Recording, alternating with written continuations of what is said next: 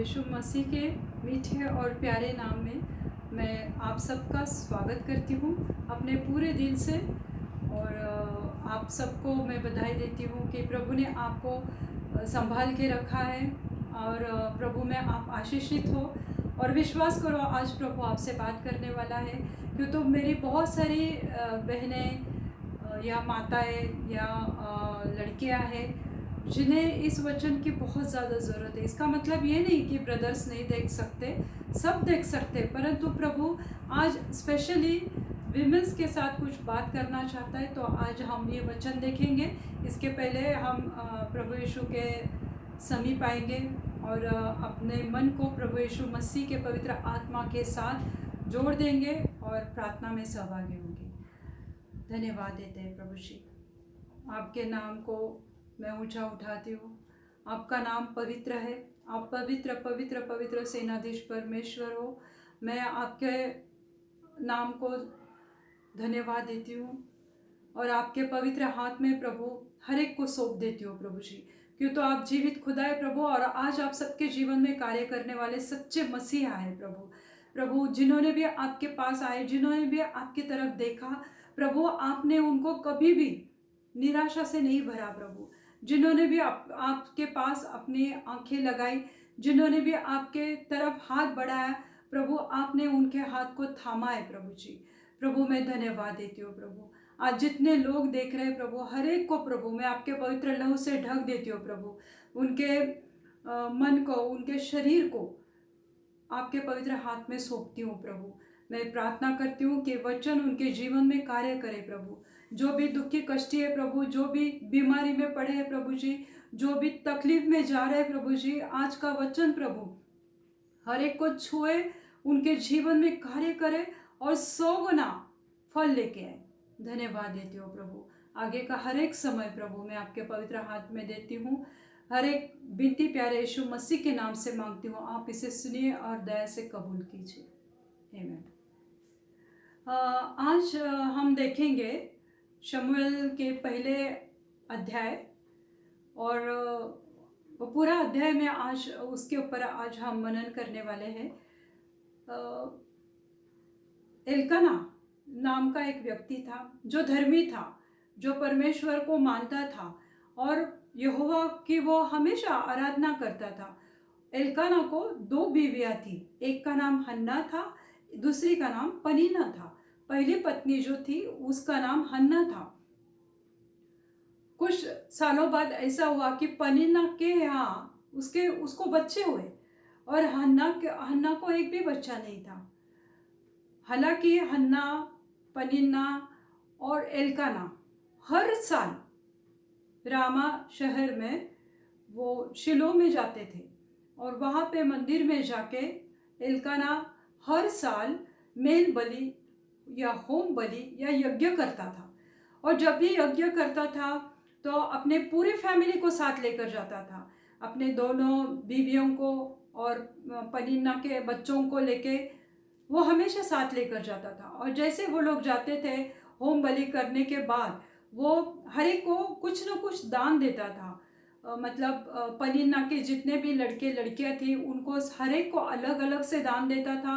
पनीना को देता था और हन्ना को दुगना देता था, दुना देता था हन्ना को। क्यों तो हन्ना के यहाँ कोई बच्चा नहीं था, पर हन्ना से वो बहुत प्यार करता था। इसलिए उसको लगता था कि हन्ना कहीं नाराज ना हो जाए, कहीं दुखी ना हो जाए, इसलिए वो उसे खुश करने के लिए हमेशा उसको दुगना दान देता था।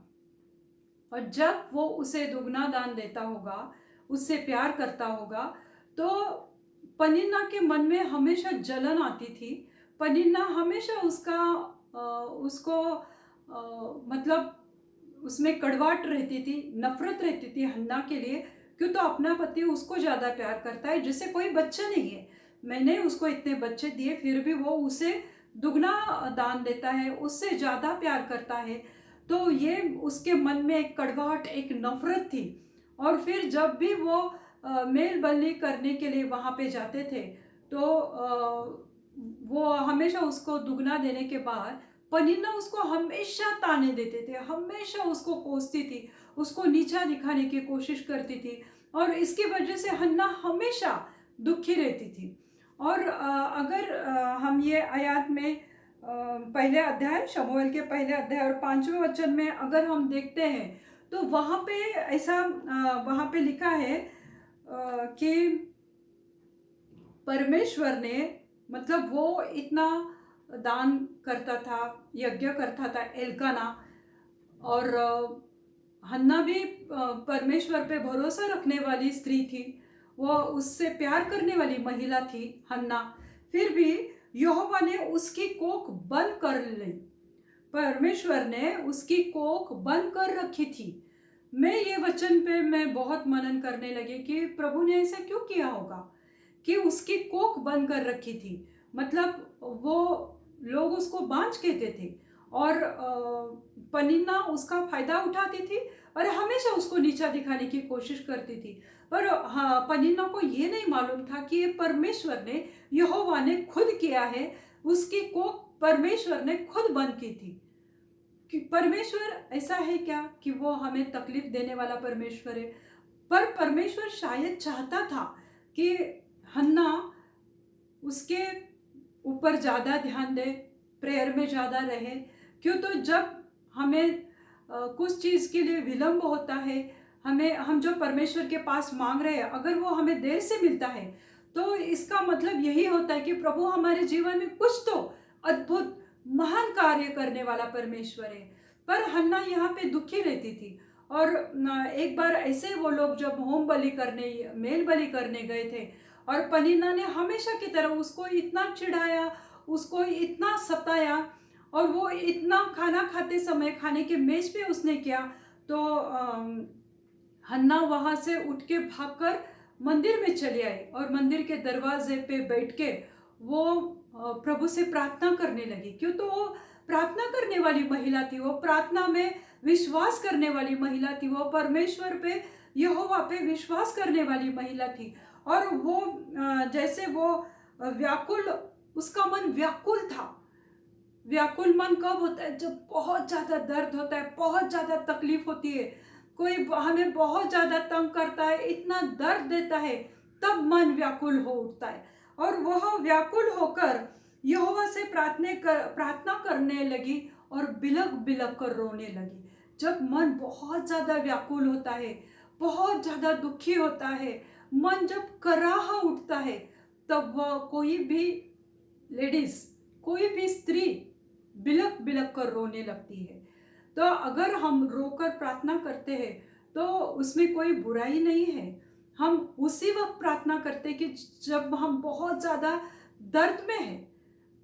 हमेशा तो प्रार्थना करती रहती थी हन्ना, पर उस वक्त वो बहुत ज़्यादा दुखी हो गई थी, और वो बिलक बिलक कर रोने लगी और प्रभु से प्रार्थना करने लगी। उसे कुछ समझ में नहीं आ रहा था, कुछ उसके आसपास की परिस्थिति उसे सब निराशा में डाल रही थी, और वो निराश हो गई थी, और वो हताश होने से, व्याकुल होने से, दुखित होने से वो बिलक बिलक कर हन्ना रो रही थी। उसने मन में उस वक्त मन्नत मांगी। वो परमेश्वर से, यहोवा से बात कर रही थी हन्ना, और उसने परमेश्वर से मन्नत मांगी, हे सेनाओं के यहोवा, यदि तू अपनी दासी के दुख पर सचमुच दृष्टि करे और मेरी सुधि ले, अपनी दासी पर सचमुच दृष्टि करे। परमेश्वर आज जितने भी महिलाएं हैं, जो भी सिस्टर्स है, ये वीडियो देख रहे, कोई भी भाई बहन ये वीडियो देख रहे, और वो अगर मन में व्याकुल है, उनके जीवन की परिस्थिति की वजह से, उनको भी कोई सताता होगा, उनके ऑफिस में रहेगा, उनके जीवन में, उनके फैमिली में, उनके कुटुंब में, अगर बहुत सारे लेडीज़ के जीवन में प्रॉब्लम है। अभी हम अगर देखते हैं किसी का पति बहुत ज़्यादा शराब पीता है, जुआरी है, या किसी के पति के बाहर गलत संबंध होते हैं, और वो परिवार पे ध्यान नहीं दे पाते हैं, तो उस वक्त वो पत्नी हमेशा दुखी रहती है। कभी कभी ऐसा होता है कि पत्नी चर्च जाना चाहती है, पति नहीं आता है, तो भी पत्नी दुखी हो जाती है। अगर पति घर का कारोबार नहीं देख पा रहा है, घर पे ध्यान नहीं देख रहा है, तो पति दुखी रहती है पत्नी।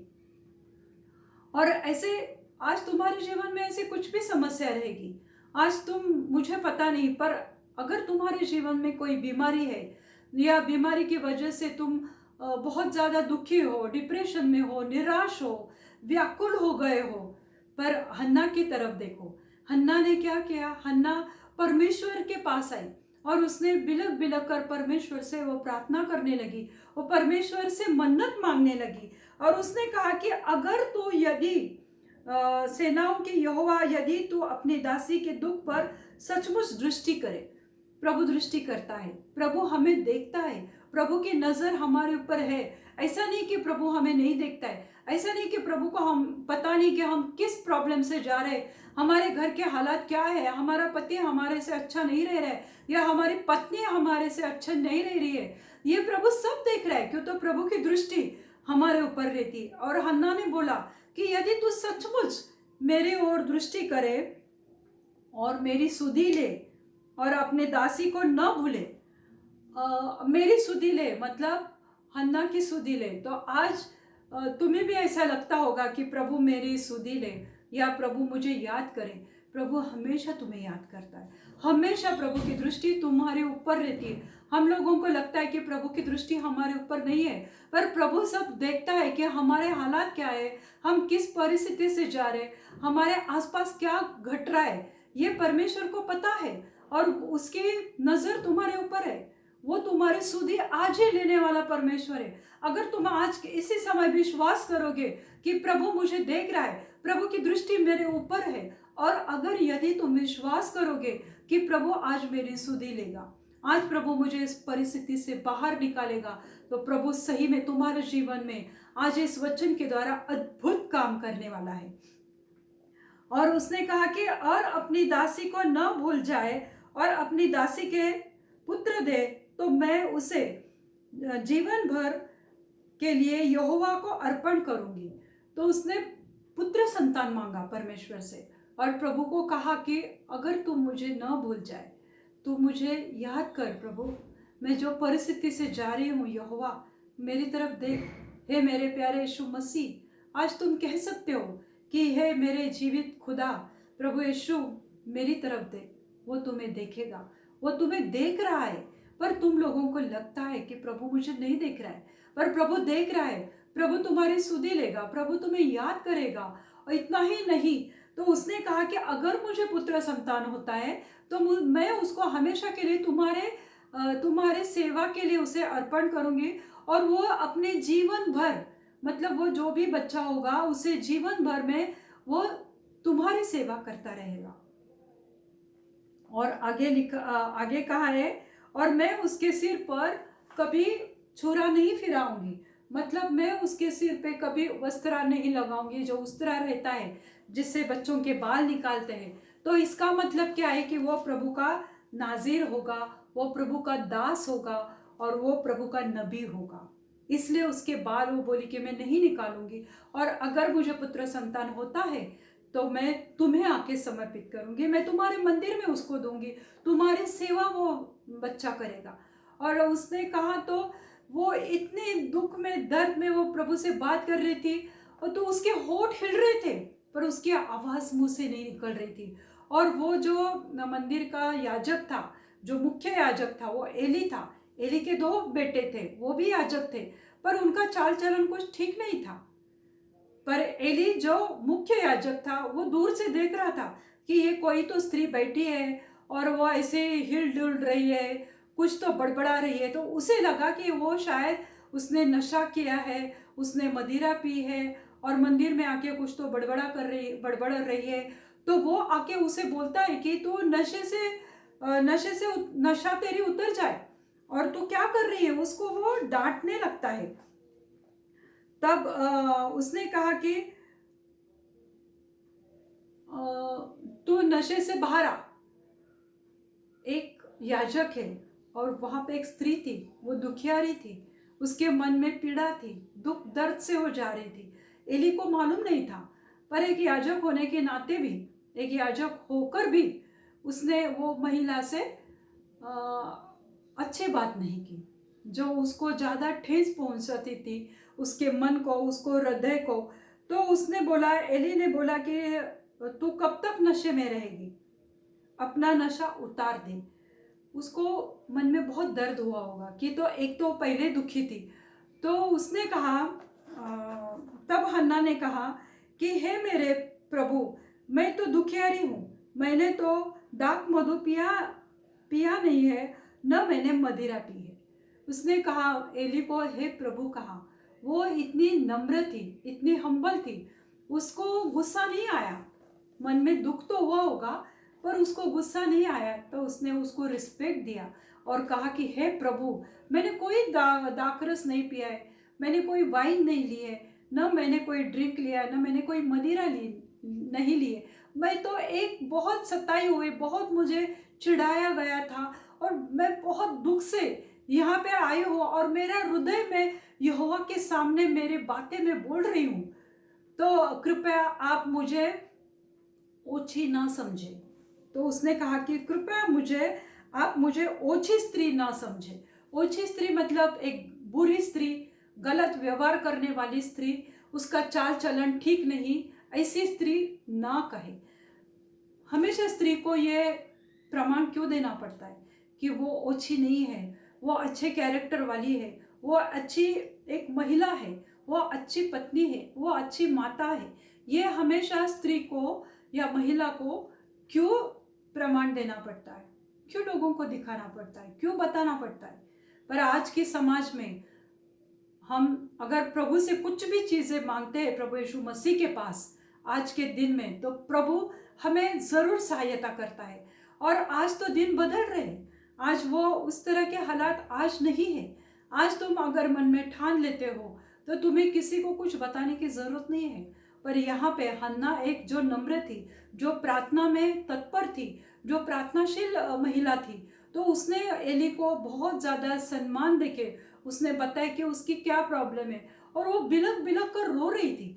तब एली ने उससे कहा कि तूने जो भी बोला है तो तो वो तुम्हारे जो भी तुमने प्रार्थना की है तो वो तुम्हें मिल जाए, जो भी तुम्हारी इच्छा है। तो एली ने कहा कि कुशल हो जा और इस्राएल का परमेश्वर मनचाहा वर दे, तेरी दासी तेरी दृष्टि से अनुग्रह पाए। तो एली को जब यकीन हुआ कि नहीं नहीं, ये कोई ओछी स्त्री नहीं है, न इसने कोई नशा किया है, और उसे पता चला कि नहीं ये सचमुच दुखियारी है, तो उसने उसके लिए प्रार्थना किया और उसे बोला कि जो तू मन चाहे वर प्रभु तुम्हें दे, यानी तुम्हारे मन की बात प्रभु करे। और उसके लिए उसने प्रार्थना किया और बोला तेरी दासी तेरी दृष्टि में अनुग्रह पाए, परमेश्वर का अनुग्रह तेरे ऊपर आए। जब एली ने इस तरह से उसके लिए प्रार्थना किया, तब क्या हुआ कि वो जो दुखी थी हन्ना, दर्द में थी, करा रही थी, जब इस्राएल लोग भी अपने जीवन में करा रहे थे, क्यों तो फारो के गुलामी में थे और फारो उनके ऊपर बहुत ज़्यादा से ज़्यादा उनको तकलीफ दे रहा था, काम करवा के ले रहा था, और उस वक्त भी वो लोग बहुत दर्द में थे, वो कराहा उठते थे। तो बाइबल में वहाँ पे लिखा है कि परमेश्वर ने उनकी सुधि ली, परमेश्वर ने उनको याद किया। आज प्रभु तुम्हें याद कर रहा है, प्रभु की दृष्टि तुम्हारे ऊपर है, प्रभु तुम्हें नहीं भूला है। तुम अगर आज ये वचन सुन रहे हो तो प्रभु आज ही तुम्हारे जीवन में कार्य करेगा, क्योंकि तो सच्चा मन से की गई प्रार्थना प्रभु कभी उसको तुच्छ नहीं मानता है। तो जब एली ने उसके लिए प्रार्थना की तो उसका मन जो उदास हुआ था, उसका चेहरा उतरा हुआ था, तो उसके मन में एकदम आशा आ गई, एकदम वो हर्षित हो गई और वो वहाँ से उठकर चली गई। एली उसको हमेशा कहता था कि तो पुत्र तुझे नहीं है, कोई बच्चा नहीं है, तो मैं 10 बच्चों के समान हूँ, 10 पुत्रों के समान मैं अकेला काफ़ी हूँ तुम्हारे लिए। एल्काना उसे हमेशा कहता था कि मैं तुम्हारे 10 बच्चों के समान में अकेला हूँ, मतलब वो उसको इतना प्यार करता था। पर पनिन्ना हमेशा उससे जलन करती थी, नफरत करती थी और हमेशा उसके बारे में कुड़कुड़ा रहती थी और वो अपनी भड़ास निकालती थी और उसे हमेशा तंग करती थी।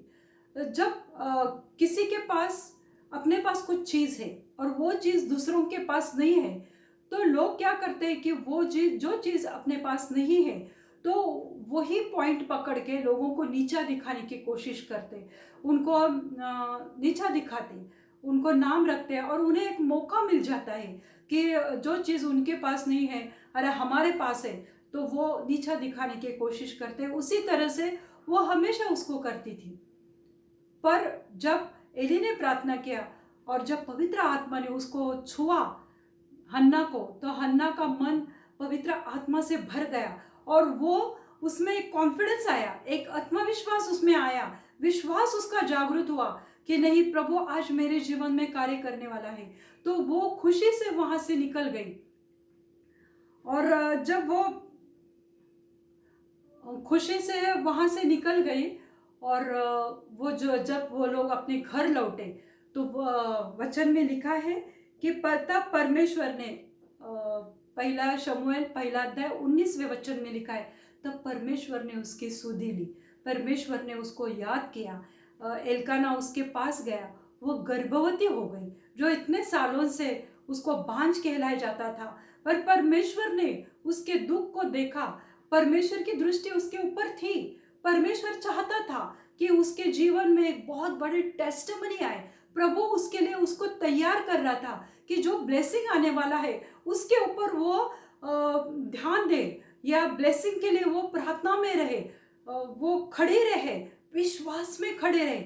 ये प्रभु चाहता था, इसलिए यहोवा ने उसकी कोख बंद कर रखी थी। और जब प्रभु ने उसको बच्चा दिया, तो बच्चा एक आम बच्चा नहीं था, तो वो बच्चा था शमूएल, जो एक बहुत बड़ा नबी था, जो शास्त्री जो हुआ करते थे, जो न्यायी हुआ करते थे, उनमें से वो आखिरी न्यायी था। इस्राएल के ऊपर उसने बहुत सालों तक वो न्यायी रहा, और उसके बाद राजा लोगों का चलन चालू हो गया। उसके बाद राजा उनको वो अभिषेक करने लगा। परमेश्वर शमूएल के साथ बचपन से ही बात करता था। तो परमेश्वर ने हन्ना को एक आम लड़का नहीं दिया, तो उसने उसको इतना आशीषित किया, क्यों तो उसने भी ये नहीं सोचा कि मुझे इतने सालों बाद मेरा बच्चा हुआ है, तो मैंने प्रभु को तो मन्नत मांगी थी, प्रभु ने तो मुझे दिया है, पर जाने दो, अभी इतने सालों बाद बच्चा हुआ है तो मैं मेरे पास रखती हूँ। नहीं, वो भी बहुत विश्वासु थी। तो उसने वो बच्चा जाके एली के हाथ में वो सौंप दिया, एली को दे दिया वो बच्चा, और वो उसके बाद वो बच्चा वहाँ पे रहा, बड़ा हो गया, और वो शमूएल नबी बन गया, प्रभु का एक नाज़ीर बन गया वो। तो हमें भी हमारे बच्चों को प्रभु के हाथ में सौंपना चाहिए। आज हमारे बच्चे क्या कर रहे हैं, किस तरह का उनका जीवन है, ये हर एक माता पिता ने देखना चाहिए, और उन्हें रोज और रोज प्रार्थना करके अपने बच्चों को प्रभु के हाथ में सौंपना चाहिए। जैसे हन्ना ने किया, हन्ना ने परमेश्वर के पास गई, वो पनिन्ना से झगड़े नहीं करते बैठी, और वो जब वो इतना उसको ताने देती थी, दुखी होती थी, पर उसके साथ झगड़ा करने के बजाय वो प्रभु के पास आके अपना मन, अपना हृदय वो प्रभु को देती थी, दिखाती थी कि प्रभु मुझे याद कर, प्रभु तू अपनी दासी को भूल मत जा। आज प्रभु भी मेरे हर एक बहन को कह रहा है, मेरे हर एक लड़कियों को प्रभु कह रहा है कि प्रभु तुम्हें याद कर रहा है, प्रभु तुम्हें देख रहा है कि तुम जो भी परिस्थिति से जा रहे। अभी हन्ना इसका मतलब क्या है? हन्ना का मतलब है ग्रेस। हन्ना का मतलब है ग्रेस और फेवर, कृपा। ग्रेस मतलब कृपा, और फेवर प्रभु का अनुग्रह हन्ना के ऊपर था। उसके नाम में ही ग्रेस था, उसके नाम में भी फेवर था, अनुग्रह था प्रभु का, जो हन्ना के ऊपर प्रभु ने डाला था। और जब हन्ना के यहाँ बच्चा हुआ, और प्रभु चाहता है कि जब हम प्रभु के पास आते हैं सच्चे मन से, विश्वास से, तो प्रभु की इच्छा ये नहीं है कि हमेशा हम दुख दर्द में रहे, हमेशा हम दर्द में रहे, ये प्रभु नहीं चाहता है। प्रभु सिर्फ इतना ही चाहता है कि हम प्रभु के कृपा के सिंहासन के पास आए, मतलब हम ग्रेस के सीट ऑफ ग्रेस, उसके कृपा के सिंहासन के पास हम आए। और जब हम परमेश्वर पे विश्वास करते हैं, उसके कृपा के सिंहासन के पास आते हैं, तो प्रभु हमेशा के लिए हमें दुखी नहीं करता है, तो वो हमारी सुधि लेता है। प्रभु हमें याद करता है, प्रभु हमारे प्रार्थनाओं को जवाब देता है। और आज प्रभु तुम सबको तुम्हारे प्रार्थनाओं को जवाब देने वाला है। आज प्रभु तुमको आशीषित करने वाला है। और अगर हम देखते हैं शमूएल के दूसरे अध्याय और 5वें आयत में लिखा हुआ है कि हन्ना ने जब भी परमेश्वर हन्ना ने लिखा है वहाँ पे कि मैं जो बांझ, उसको परमेश्वर ने 7 बच्चे दिए। उसने शमूएल को प्रभु के मंदिर में लाके छोड़ा और उसके बाद उसको अपने खुद के 7 बच्चे हुए। तो प्रभु ने उसकी कोख जो बंद की थी यहोवा ने, वो परमेश्वर ने उसकी कोख खोली। जब वो व्याकुल हो गई, बिलक बिलक कर रोई और परमेश्वर से उसने बातें की, होली स्पिरिट ने उसको छुआ और परमेश्वर ने वहाँ पे कार्य किया। क्यों? तो परमेश्वर आज तुम्हारे जीवन में भी ऐसी बड़ी टेस्टमनी करने वाला है। तुम उसके ऊपर विश्वास करो कि आज इस वचन के अनुसार परमेश्वर तुम्हारे पति को बदलने वाला है। अगर तुम्हारा पति शराब पीता है, वो छुटकारा पाएगा। अगर वो तुमसे प्यार नहीं करता है, या विश्वास करो, प्रभु तुमसे कह रहा है कि वचन के द्वारा कि आज वो तुम्हारे साथ प्यार करेगा। अगर कोई पत्नी इस तरह से अपने पति से खुश नहीं है, पर प्रभु भी उसके जीवन में भी कार्य करेगा और वो पत्नी अपने पति से प्यार करेगी। आइए प्रियो, हम प्रार्थना करते हैं। धन्यवाद देती हो प्रभु जी, धन्यवाद देती हो प्रभु जी, आपको गौरव देती हो प्रभु जी। आप जीवित खुदाए परमेश्वर, प्रभु जी आज हर एक बहन को स्पर्श करो प्रभु।